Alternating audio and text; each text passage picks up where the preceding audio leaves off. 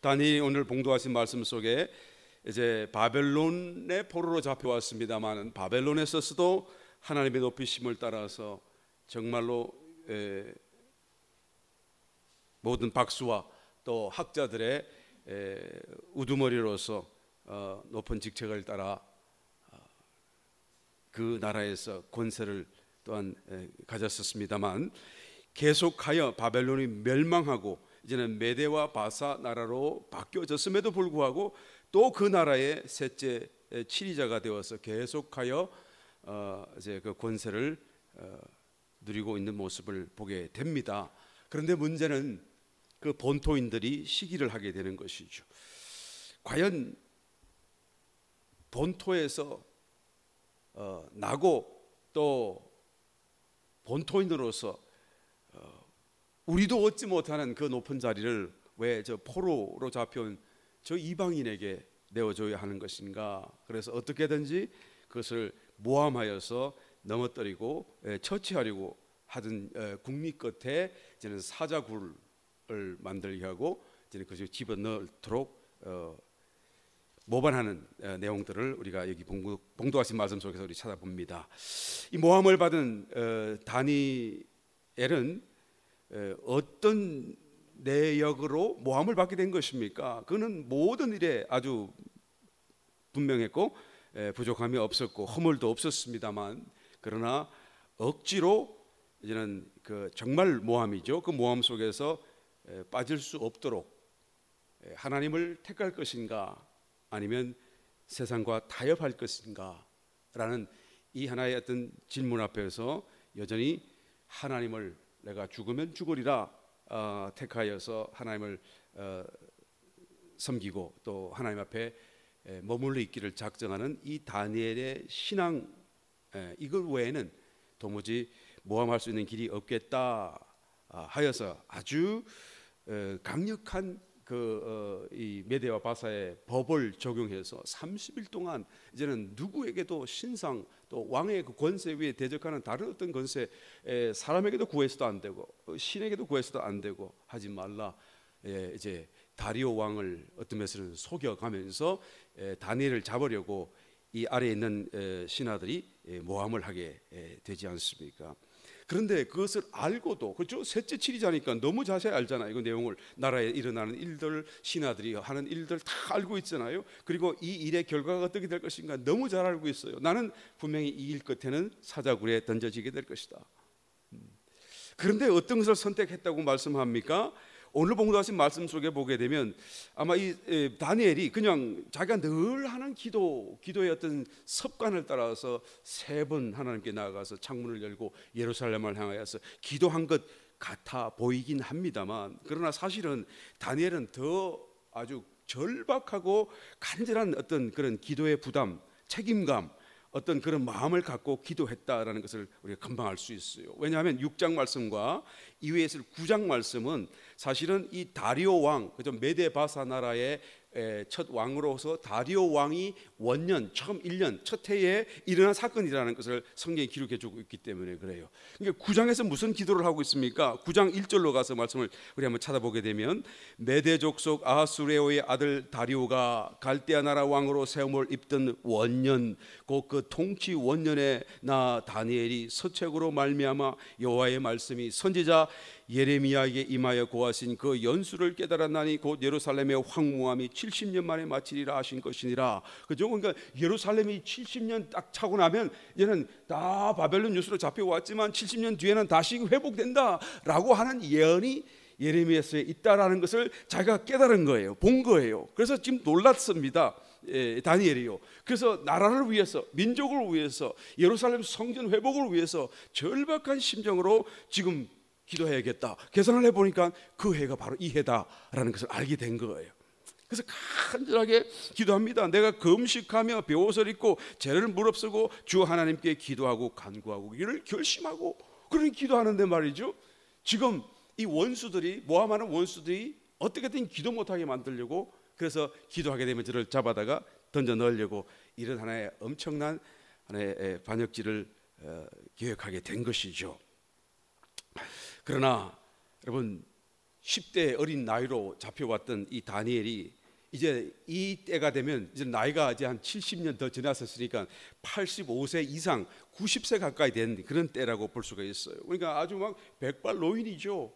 그때 90세면 뭐 지금으로 치면 한 120세나 되지 않겠어요? 그런 나이로 지금 정말로 연로한 하나의 어떤 백발 노인의 모습인데도 불구하고 그 70년의 세월 속에 그 어렵고 그 참 험난한 세월 포로 생활 속에서도 신앙을 굽히지 않고 늘 하나님을 찾고, 얼마 전에도 새 친구들이 성리한 것처럼 다니엘은 또 자기 독자적으로 정말로 모든 원수들 앞에서 하나님을 배반하지 않고 자기의 죽음을 각오하고 하나님 앞에 기도하는 이런 하나의 신앙의 지조를 지킴으로 인해서 다시 한 번 더 사단에게 부끄러움을 던져주었고 또 하나님의 영광을 올려드리는, 70년 동안 계속하여 사단은 공격을 해보았지만 이길 수가 없었어요. 그의 어떤 확고한 신앙을 꺾을 수가 없었다라는 것을 알고는 정말로 이제는 한번 결정적으로 어떻게 할 수 없는 한 가지 최후의 방법으로 저를 옴짝달싹하지 못하도록 만든 뒤에 사자굴에 그대로 던져 넣을 것이다. 그렇게 위협을 했지만 이번에도 여전히 이 다니엘의 신앙을 또 신앙의 절개를 이길 수가 없었습니다. 다니엘이 하나님 앞에 영광을 올려드렸죠. 그래서 하나님께서 그것을 받으시고 너무 기뻐서 천사를 보내시고 그 사자굴에 던져진 굴 속에 이제 그죠? 천사가 와서 그 배고파 있는 사자들의 입을 다 붙들어 봉하게 하시고, 그래서 이 다리오가 굉장히 어떤 면에서 다니엘을 사랑했어요.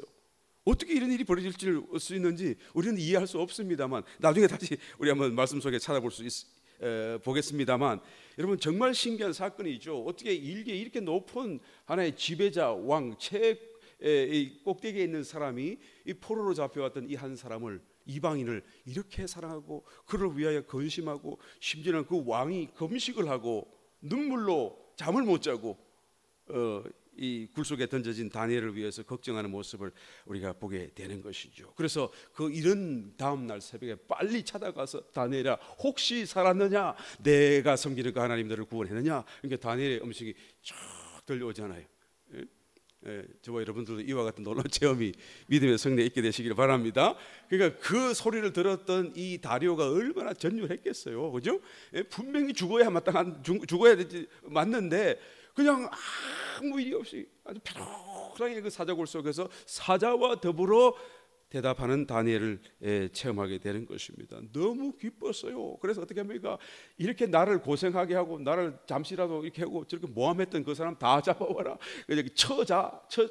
아내와 자식들 다 잡아와라. 던져라. 던지니까 어떻게 되죠? 그 몸이 바닥에 닿기도 전에 이 배고픈 사자가 점프를 해가지고 잡아채고 그 뼈를 다 부셔버렸다라고 성경이 지금 기록하고 있는 거예요. 그러니까 이렇게 많은 사람들 다 쳐서 죽일 수 있을 그런 사자 굴 속에 있어서도 다니엘이 조금도 해함이 없이 그대로 보존될 수 있었던 것은 하나님 앞에서 정말로 영광을 올려드리는 그 신앙의 절개 때문이라고 우리는 말할 수밖에 없는 것입니다. 그리고 다시 이 일 사건 이후로 다리오 왕이 이제는 온 전 제국에 걸쳐서 칙령을 선포를 하죠. 그리고는 하나님의 이름을 높이게 되는 것입니다. 그런데 다니엘이 왜 기도했다고요? 사실 지금 죽고 사는 문제를 초월하여서요, 다니엘에게 있어서는 자기가 깨달은 깨달음을 따라서 성경 말씀을 보니까 예레미야서에서 70년 만에 이 모든 것이 다 끝나고 이제는 우리나라가 회복되고 민족이 해방되고 성전이 새로 세워지고, 그러니까 이 사건을 두고 자기 마음이 불타듯이 기도할 수밖에 없었던 거예요. 이 간절한 마음. 그런데 이 이스라엘의 회복을 위해서 누가 기도했을까라고 묻는다고 한다면 우리가 아는 사람은 다니엘밖에 없어요. 그죠? 성경이 다니엘밖에 말씀하지 않으니까. 물론 뭐 다니엘 친구들도 기도했는지 모르겠습니다만, 여하튼 다니엘은 성경을 보았고 깨달았고 그 깨달음 때문에 계산해 보니까 바로 이 해다라는 것을 알고 간절하게 죽음을 불사하고 기도했다라는 거예요. 그러니까 이 다니엘 한 사람의 기도가 결국은 어떻게 되죠? 이스라엘을 회복하는 일이 되었어요. 물론 하나님이 이 모든 걸 다 예비해 두셨고 계획해 두셨고 그 일을 하려고 하시고 기다리고 계셨지만, 그러나 이 모든 것이 다 예비되었다고 할지라도 정작 그것을 불을 지피고 그 일이 정말 뻥 하고 터질 수 있도록 만든 도화선이 될 수 있었던 어떤 그런 계기가 어디에 있느냐? 다니엘의 기도였다라는 것이죠. 이 한 사람의 기도. 만약에 다니엘이 기도하지 않았다고 한다면 여러분, 이 일은 아마 뭔가 연기가 되었든지 뭔가 뭐 다른 어떤 상황이 되지 않을 수밖에 없었을 것입니다. 그런데 다니엘이 기도했어요. 그래서 이것은 지금 다니엘서에서 다니엘서가 뭐라고 그랬습니까? 신약에 요한계시록이 있다고 한다면 구약은 바로 다니엘서다라고 말하는 거죠. 그러니까 구약의 요한계시록이다라고 말할 수 있을 만큼 이 다니엘서가 정말로 최후의 이 인류 마지막 때 일어날 일들을 굉장히 자세하게 예언적으로 말씀해주고 있다라는 것을 우리가 말씀을 드렸었습니다. 그래서 이 다니엘서를 읽어보면 또 묵상하며 보면 볼수록 이 다니엘서의 구조까지에도 요한계시록과 매우 흡사하다라는 것을 말하지 않을 수가 없어요. 요한계시록의 처음, 요한계시록 여러분 아시는 분은 아시겠습니다만은 6장에서 이제는 7인을 떼기 시작하잖아요. 7인을 떼죠. 7인을 떼고 이제는 정말로 마지막 7번째 인을 떼고 7인 속에서 또 마지막 3가지 나팔, 5, 6, 7번째 나팔을 불 때가 대환란이라고 말씀을 드렸는데요. 그 대환란에 대한 실제적인 묘사가 이제는 8장, 9장에서 나오잖아요. 그런데 이 대환란이 시작하기 바로 직전에 성도들이 기도를 한다고 성경이 기록하고 있어요.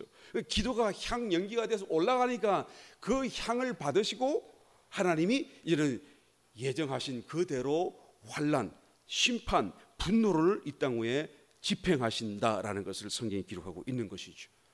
그러니까 하나님이 모든 계획을 다 예비해 두시고 있음에도 불구하고 여전히 그 일을 집행하기 위하여서 우리들의 기도를 기다리고 계신다라는 것을 볼 수가 있어요.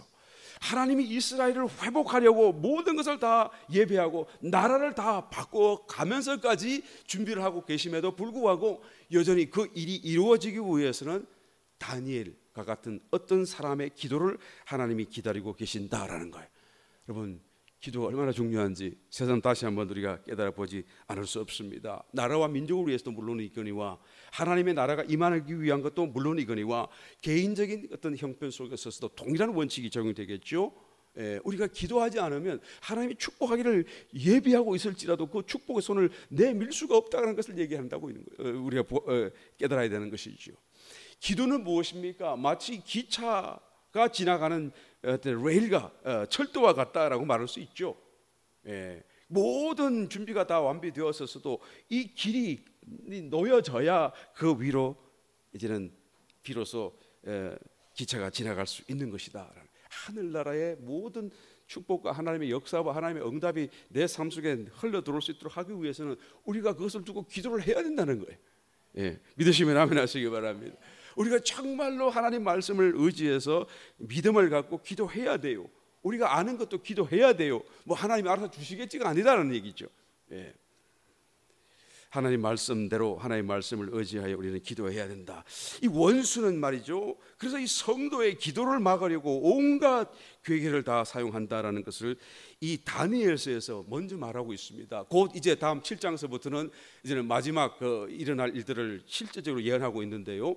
이 마지막 어떤 하나님의 심판, 분노, 진행 어떤 그런 거에 앞서서 우리가 먼저 기도하고 성도가 먼저 하나님 앞에 사생 결단하여 서게 하고 그리고 우리가 하나님 안에서 살게 만드신 다음에 그 다음에 원수를 심판하시는 요한계시록도 똑같잖아요. 먼저 7교회를 다 그냥 권면하고 다독이고 이 힘을 내라 깨어라 그리고 내가 너를 상 주겠다 정신 차려라 그렇게 다 다독인 다음에 이제는 인을 떼는 것을 말씀하잖아요. 여러분 맞습니까?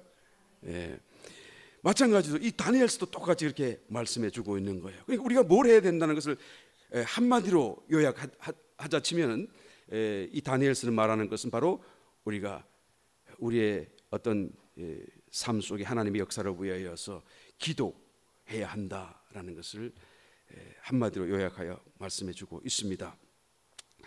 다니엘서 10장 12절 말씀, 그가 내게 이르되 다니엘아 두려워하지 말라. 이때 다니엘이 기도했었죠.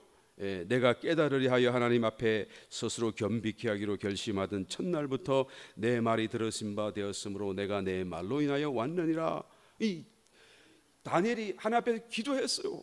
무릎 꿇고 기도하는데 그 기도의 응답이 언제 일어났다고요? 그 기도한 그날에 일어났어요. 하나님이 그래 가브리엘을 보내면서 가서 응답해 줘라 이렇게 하셨는데, 그런데 이 가브리엘이 그 응답을 갖고 오는 중에 어떤 일이 벌어집니까?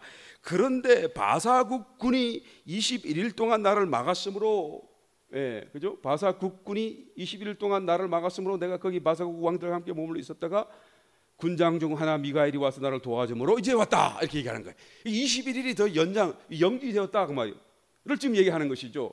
여러분 여기서 지금 잘못 적어놨네요. 이게 성경이 이 바사 국군이라고 적혀 있는데, 이 바사 국군이면 바사의 솔저라는 뜻이 되잖아요, 그죠? 이건 바사 국 이게 붙였어야 되고 띄어쓰고 이 군이 떨어져야 돼요. 이 지금 이 성경이 아마 뭐 개정 성경인지 모르지만 잘못 쓴 거예요. 바사 국군이에요. 바사 나라의 군이, 이게 군이라는 말은 솔즈라는 뜻이 아닙니다. 이 군이라는 말은 사르라는 단어, 이것은 대장 우두머리 그런 뜻이에요. 우두머리. 그러니까 바사국 나라의 어떤 역사하는 우두머리가 있어요. 지금 영적 존재를 얘기하는 겁니다. 지금 이것은 이 우두머리, 그러니까 바사국 나라의, 그러니까 이방 나라잖아요. 이스라엘을 제외한 모든 다른 나라 다 이방 나라니까 그 이방 나라 위에 각기 다른 어떤 영적 존재들이 역사하고 있다 그 말이에요. 그러니까 어떤 영적, 이 군이라는 말과 여기 군장 중 군, 이 군 같은 글자죠.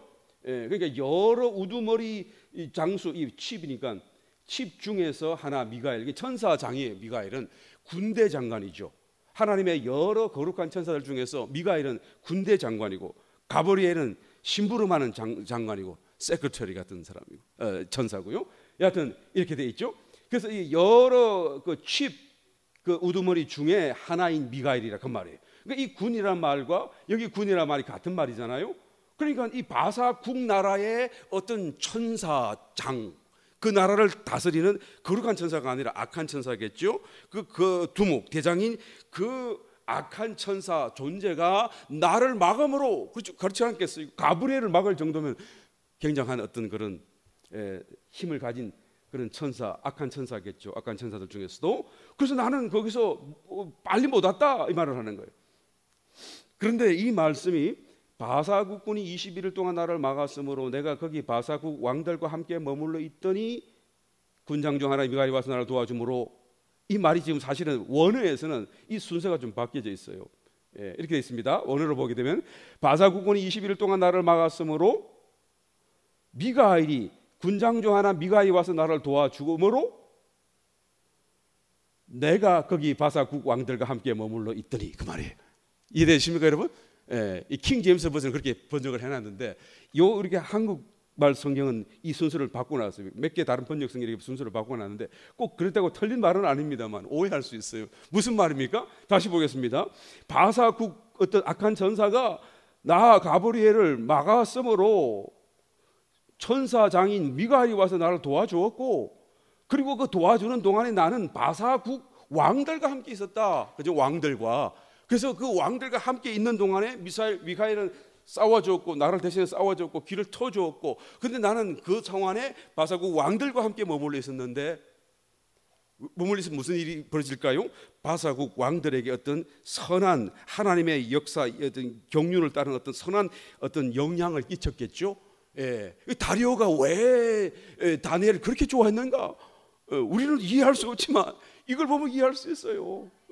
그러니까 지금 그죠? 가브리엘이 가가지고 자꾸 그냥 마음을 열어주니까 그냥 좋은 거야, 그냥 좋은 거야. 그리고 그냥 좀 해주고 싶은 거예요. 그래서 다리오가 그렇게 다니엘을 사랑하고 좋아했고 그를 위하여 애써 주었던 것을 보니까 이 영적 세계 속에서 그런 일들이 일어났구나 하는 것을 우리가 금방 알 수가 있는 것이죠. 여러분, 기도가 정말 얼마나 중요한 것인가라는 것을 지금 하나님은 이 마지막 시대의 하나님의 이카나미, 경륜을 얘기하기 전에 이 다니엘과 또 그 세 친구들을 통해서 그렇게 분명하게 우리에게 지금 이렇게 익스포즈 해주고 있는 거예요. 보여주고 있는 것입니다. 여기에 있는 바사국 왕들 중에는 여러 왕들이 있겠습니다만은 특별히 우리가 주목해야 될 두 왕이 있죠. 지금 본문에 나오는 다리오 왕이 있고 또 이 다리오 왕과 더불어서 고레스 왕을 우리는 주목해야 돼요. 고레스 왕. 우리 오늘 봉독하신 말씀 6장 맨 마지막 절 28절에 보게 되면 이 다니엘이 다리오 왕의 시대와 바사 사람 고레스 왕의 시대에 형통하였더라라고 이야기하잖아요. 이 두 사람을 지금 특별히 조명해주고 있는 것을 보게 되죠. 그러니까 왜요? 천사장이 가서 그냥 그들의 마음을 열어서 하여튼 막 다니엘에게 마음을 쓰게 하고 하나님께 마음을 이렇게 열게 하고 뭐 그런 역사를 강력하게 했고 또 그 결과 다니엘이 포로로 잡혀왔는데도 불구하고 그 속에서 형통하고 높여지고 이런 놀라운 하나님의 어떤 축복 속에서 하나님을 전가하며 살 수 있게 되어졌다는 것이죠. 여러분, 이 사실을 좀 더 정확하게 이해하기 위해서는 실제 역사 속에 좀 들어가야 돼요. 다리오와 고레스, 사이러스 영어로 이 고레스 두 왕의 관계를 좀 알아야 됩니다. 사실은 이 두 왕은 이 다리오는 지금 이때 나이 62세였죠. 이때 이 고레스는 나이가 한 40대 밑에 있었을 거예요. 40대가 채 안 됐을 거예요. 그런데 이 고레스는 서로 이게 외삼촌이라고 외삼촌이요. 그러니까 이 다리오 왕의 아버지가 자기에게는 외할아버지가 되겠죠. 이 외할아버지가 아하수에로였어. 우리가 잘 아는 아하수에로라는 왕이었죠. 이 아하수에로 왕이 이제 메대와 바사 나라 중에서 이제는 그 메대의 왕이었었어요. 그러면 메대와 바사는 본래는 사실 뭐 경상도와 뭐 전라도, 충청도 이런 정도로 구분할 수 있을까? 하여튼 본래부터 같은 종족이고 뭐 나눌 수 없을 만큼 그렇게 아주 혈통적으로도 가까운 그런 하나의 종족인데, 여하튼 메대가 지금의 이란 지역을 중심으로 고원에서 큰 메디아라는 나라를 형성했고요. 그 밑에 남부 지역에 조그맣게 바사, 페르시아를 형성을 했어요. 그런데 이 메데라고 하는 나라의 왕 아하수에로가 왕이었지요. 그런데 하루는 꿈을 꾸니까 자기 딸이 아이를 낳았는데 그냥 거기 자기 몸에서 이게 강물이 흘러나와 가지고 이 강물이 아시아를 딱 덮기 시작하더니 온 아시아를 다 덮어버려요. 그래서 이게 무슨 뜻인가 생각해 보다가 얘 후손이 틀림없이 내 자리를 찬탈하고 온 세계를 제패할 제국을 건설할 그런 왕이 될 거 아닌가 걱정을 하기 시작해요. 이제 자기 다른 사위한테 가면은 그죠, 자기 결정이 안 될 수가 있는데 말이죠. 그러니까 걱정이 돼가지고 어떻게 합니까? 이 딸을 갖다가 멀리 저쪽 남방 페르시아에 보내가지고 거기에 그냥 자기에게 그냥 이게 수그리고 있는 왕에게 시집을 보내줘 버려요. 이 메대 나라에 시집을 보내지 않고 저기 가서 살아라. 내 꿈대로 되면 안 되니까. 그래서 나는 내 자식을 통해서 왕위를 이어가야겠다. 그런데 여기서 난 아이가 누구라고요? 얘가 고레스인 거예요. 이 고레스가 나중에 와가지고 이제 온 메대 나라를 다 삼키고 그리고 바사와 통일을 시켜가지고 통일 페르시아 제국을 건설하잖아요. 그래가지고 막 얼마나 큰 세계적인 제국을 만들어간지 몰라요, 결국에는요. 그래서 결국 이 고레스가 그래서도 하여튼 출생해가지고 나오게 되는데, 그런데 처음 이 통일을 딱 시키면서 어떻게 합니까? 이 메데라고 나라라 하는 그런 민심을 흔들지 않기 위해서 그 외삼촌 이 아하수레의 아들인 다리오를 이제 그냥 뭡니까 얼굴 왕으로 세워놓은 거예요. 자기가 그냥 앞에 서 계세요. 그래서 세워놨더니 2년 만에 죽어버리네. 그리고 금방 자기가 다시 그 자리를 이제는 차지하고 온 통일 페르시아 제국의 왕이 되는 것입니다. 그러니까 누구도 고레스 왕에게 반역하지 않고, 그럴 때 이 고레스 왕이 뭡니까 메대와 바사를 연결해 가지고 연합군을 만들어 가지고 이 왕위를 지금 막 받기 전에 왕이 막 이 통일 왕국을 세우기 바로 직전에 이제는 바벨론을 공격해 들어가요. 그때 당시에 바벨론이 가장 큰 제국이었거든요. 이 메데 바사보다 더 큰 나라였었어요. 근데 이 바벨론을 공격해 들어가요. 이기게 되겠죠? 예, 이기게 되겠죠? 여기서 바벨론을 공격해 들어가는데, 우리가 지난 시간에 5장에서 그 벨사살 왕이 이제 뭐 술 먹고 막 이때가 취했다가 손가락이 나타나서 글을 쓰고, 그리고 그냥 그날 밤에 죽었잖아요. 근데 어떻게 그날 밤에 그렇게 죽을 수 있을까? 우리 아마 의문을 가지는지 모르겠습니다만 역사 속에 그대로 일어났던 사건이에요. 이 가장된 말이 전혀 아닌 것입니다. 정말로 그날 밤에 술 먹고 있다가, 그러면 그렇게 적군이 가까이 왔는데도 몰랐습니까? 방비가 안 됩니까? 바벨론은 그렇게 큰 제국이라고 그러면서 뭐 솔저가 없었습니까? 아무 뭐 부닥치는 게 없었습니까? 라고 물을지 몰라요. 여러분, 그날 밤에 무슨 일이 일어났는가? 역사 속에 이 고레스가 말이죠, 연합군을 이끌고 바벨론 왕궁을 쳐들어왔잖아요. 그런데 바벨론 왕궁이 워낙 크고 단단해요. 철옹성이에요. 이중벽으로 되어 있어요. 그 벽은 두께가 6, 7m가 되고 높이가 10m, 20m니까 올라갈 수도 없고 부실 수도 없어요. 지금도 어려운 그런. 그런데 그게 이중으로 했죠. 외성이 있고 또 내성이 있어요. 이 외성이 만약에 무너뜨리고 어떻게 해도 넘어왔다고 치더라도 내성에서 문만 닫아버리면 도무지, 그리고 그 안에 식량은 20년 먹을 식량을 비축하고 있었던 거예요. 그러니까 뭡니까? 그죠?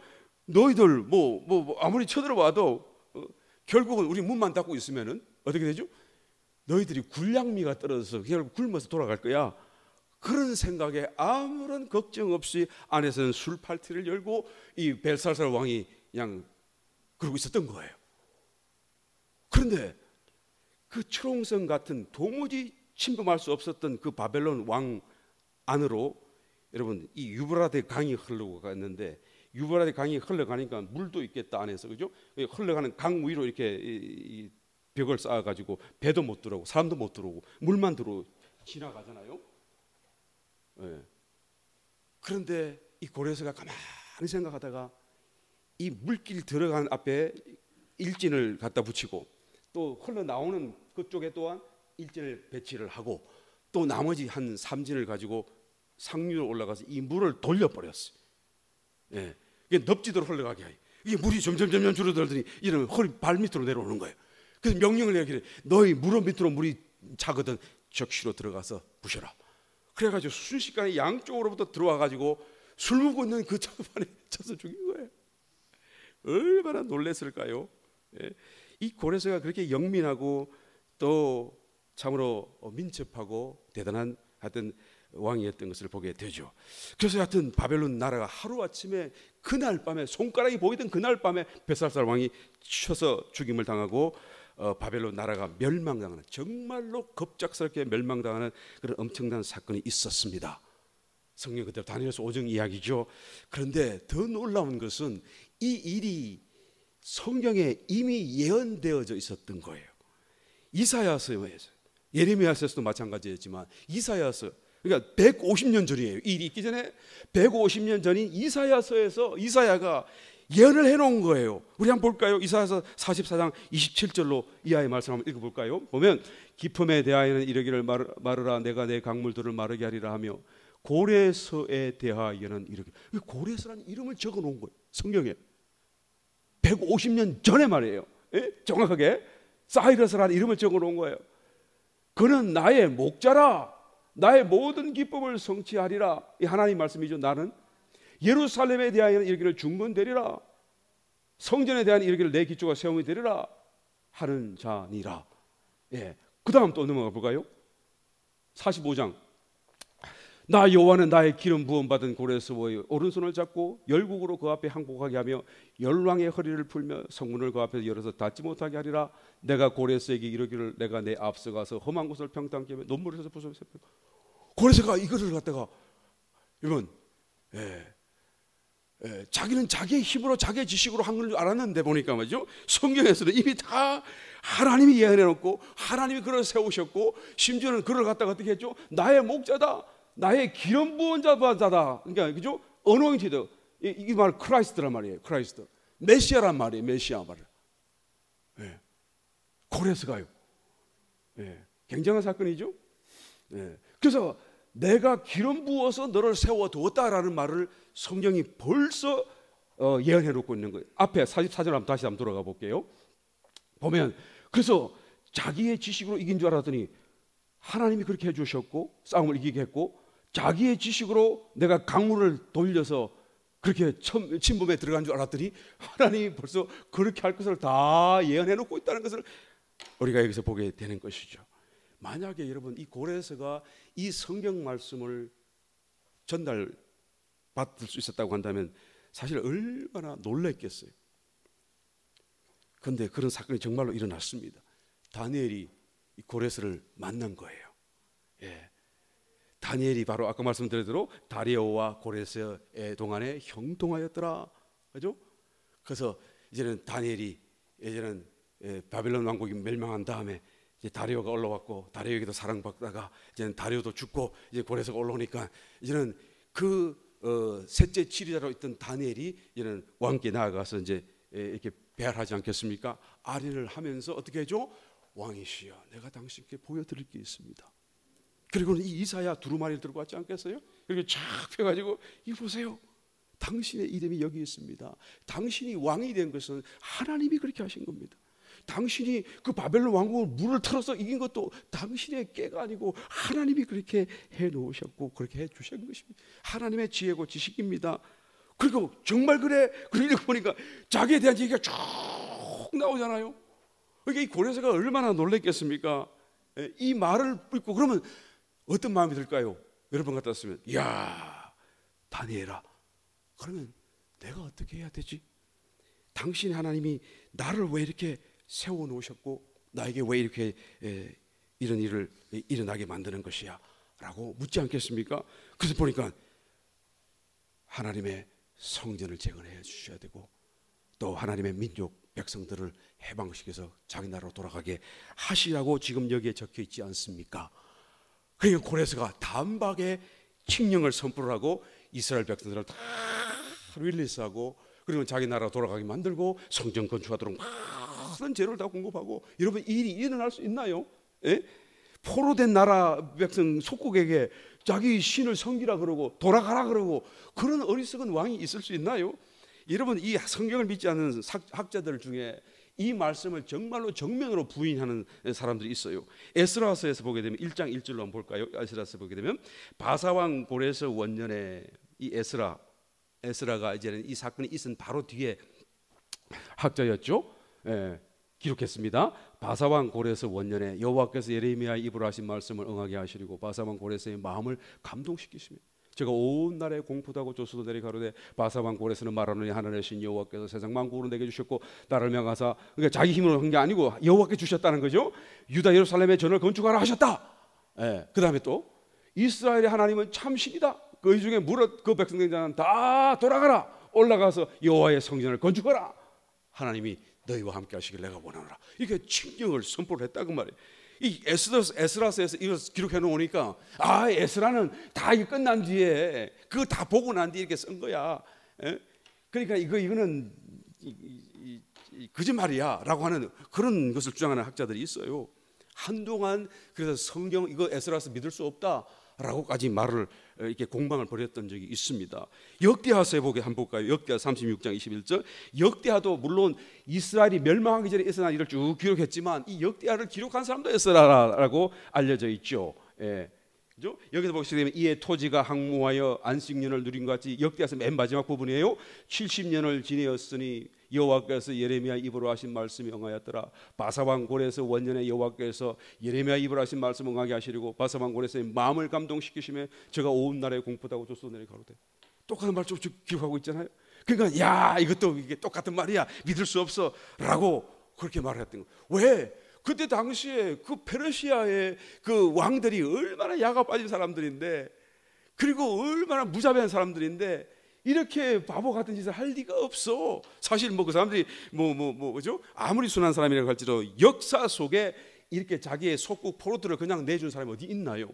예, 그 사람들을 굉장히 논리적으로 우리가 받아들일 수 있겠습니다. 그래서 굉장히 성경 자체 에스라서를 믿을 수 없다라고까지 했던 그런 공방이 일어난 적이 있었죠. 그런데 바로 얼마 있다가 여러분 사진이 있으면 좀 띄워주세요. 그 원통이 있어요. 원통 이 동그랗게 생긴 안에 이 원통 있죠?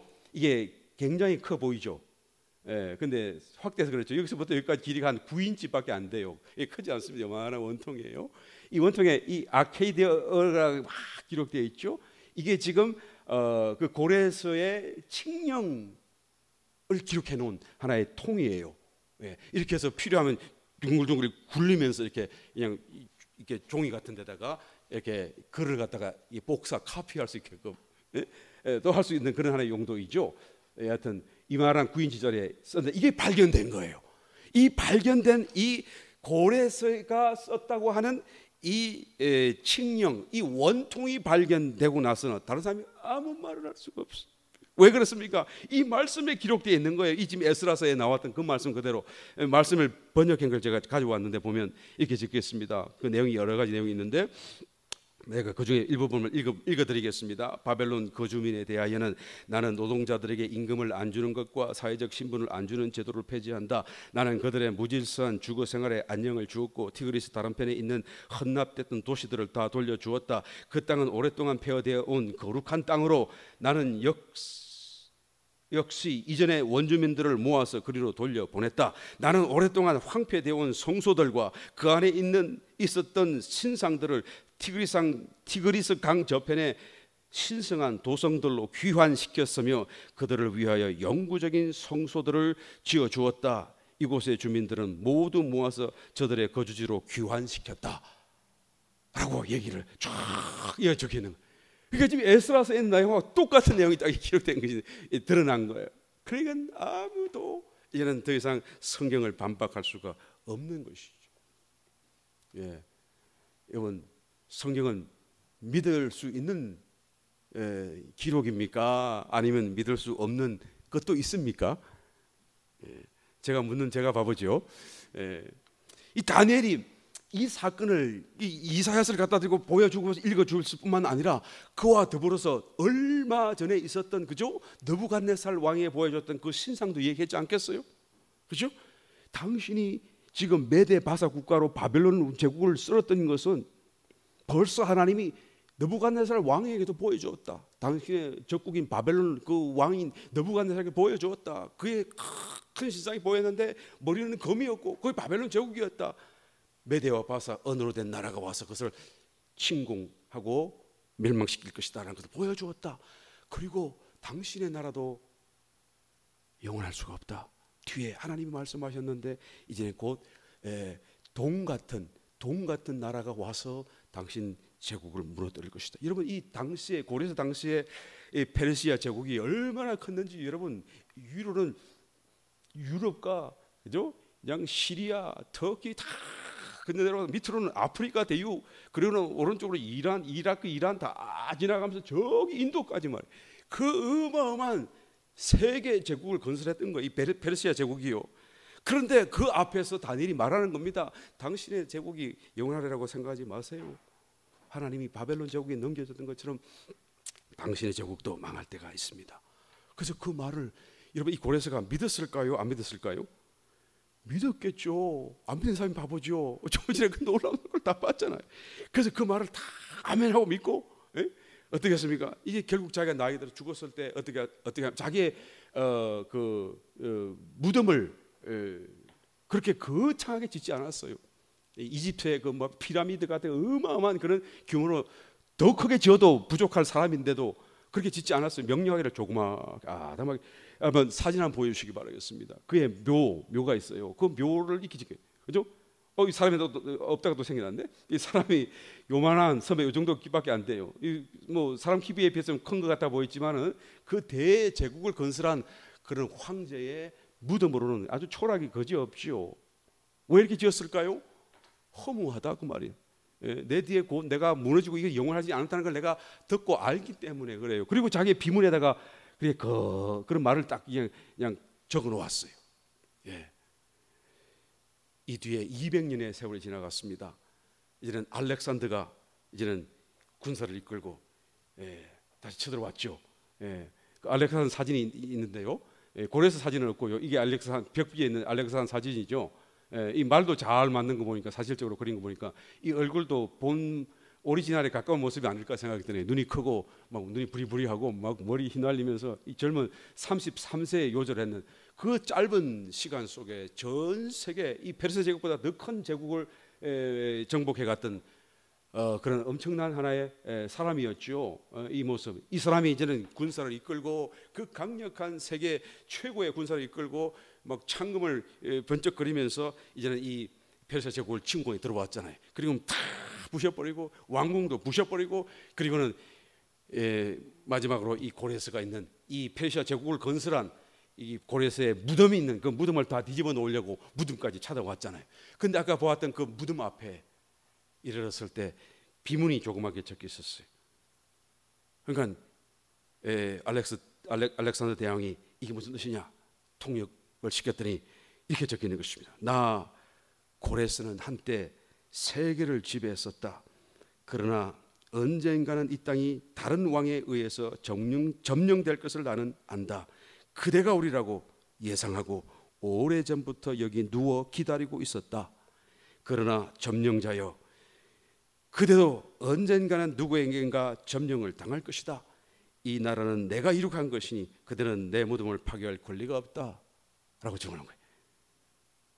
이걸 읽고 무덤을 뒤집어 놓으려고 왔던 이 알렉산더가 자기 왕복을 벗어가지고 그 무덤 아까 그 위에다가 다 덮어주고 그리고 그것을 손대지 않고 돌아갔다고 하는 유명한 역사 이야기가 남아 있습니다.